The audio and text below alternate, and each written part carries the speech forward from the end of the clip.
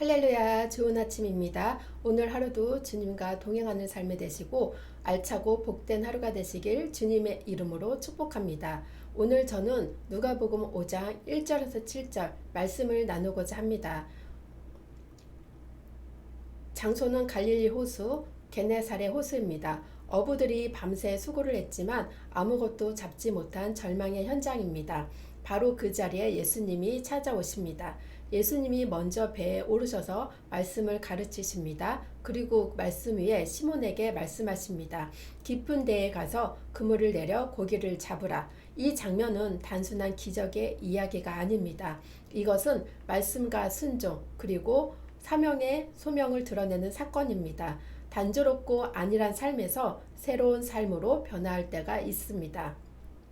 이러한 변화의 삶은 근본적인 문제에 대해 눈을 뜨게 하며 문제 해답이 되신 예수 그리스도를 구주로 모실 때 일어납니다.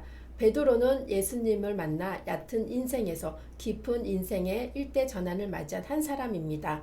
그러면 그리스도인이 깊은 인생으로 들어가는 변화 과정을 살펴보겠습니다. 첫째, 깊은 인생에 들어가는 길목에는 시험과 환난이 기다리고 있습니다.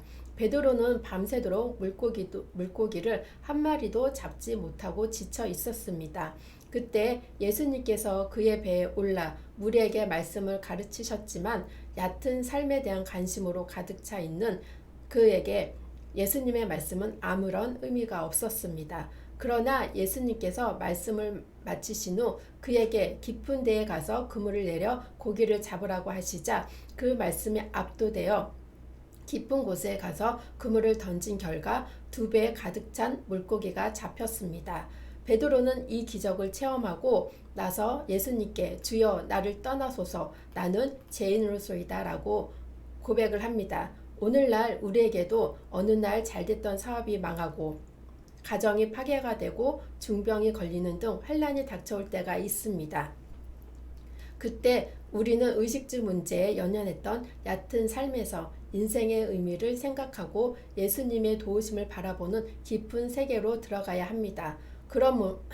그러므로 평탄한 삶이 어느 날 갑자기 절망적인 상황이 된다고 해도 낙심하지 말아야 할 것은 그때가 깊은 세계로 들어갈 절호의 기회이기 때문입니다. 둘째, 깊은 곳에 들려오는 하나님의 말씀을 귀를 기울여야 합니다.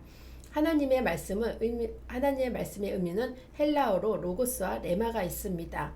로고스는 모든 인류에게 주시는 일반적인 말씀이고 레마는 특정한 개인에게 주시는 말씀입니다. 성경에 있는 모든 진리의 말씀은 로고스로서 하나님의 교훈과 책망의 말씀이 들어있으나 삶의 난제를 해결하는 기적을 가져오지는 못합니다. 그런데 말씀을 읽거나 설교를 들을 때 또는 기도를 하거나 생활 중에 갑자기 성령께서 말씀의 심령을 뒤흔들 때가 있습니다. 이것이 기적을 일으키는 레마입니다.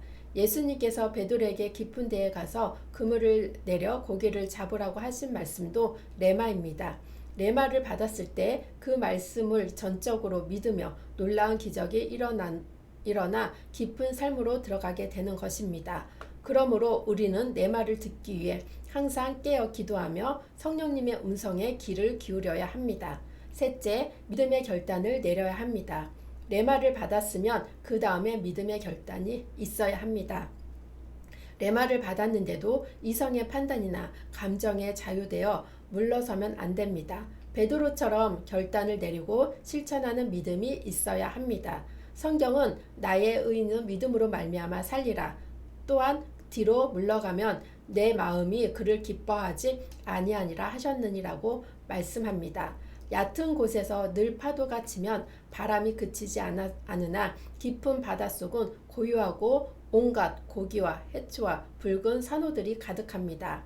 신앙생활도 이와 같이 얕은 차원을 넘어서 깊은 곳으로 들어가야 평안과 풍요와 기적을 체험할 수가 있습니다. 이러므로 삶 가운데 예기치 못한 어려움이 닥쳐도 낙심하지 말고 말씀을 붙잡고 믿음의 결단을 하며 그 말씀에 실천하여 구원을 얻을 뿐 아니라 더 깊은 풍요한 신앙을 들어가기를 바랍니다. 사랑하는 성도 여러분, 혹시 지금 빈 그물을 씻고 계십니까? 수고를 했지만 열매가 없는 자리, 기도를 했지만 응답이 없는 시간, 섬겼지만 변화가 없는 현실. 그러나 주님은 그 자리에서 말씀하십니다. 그 깊은 데로 가라. 신앙은 실패 이후에 시작이 됩니다. 은혜는 절망의 자리에서 경험이 됩니다. 소망은 빈손에서 주어집니다. 예수님은 먼저 시몬의 배를 빌려 사용하셨습니다. 그리고 그 배를 축복하셨습니다. 우리의 삶도 주님께 내어드릴 때, 우리의 일터를 주님께 맡길 때, 우리의 계산을 내려놓고 말씀을 순종할 때, 그때 하나님은 우리의 빈 그물을 사망의 그물로 바꿔주시길 바라고 소망합니다.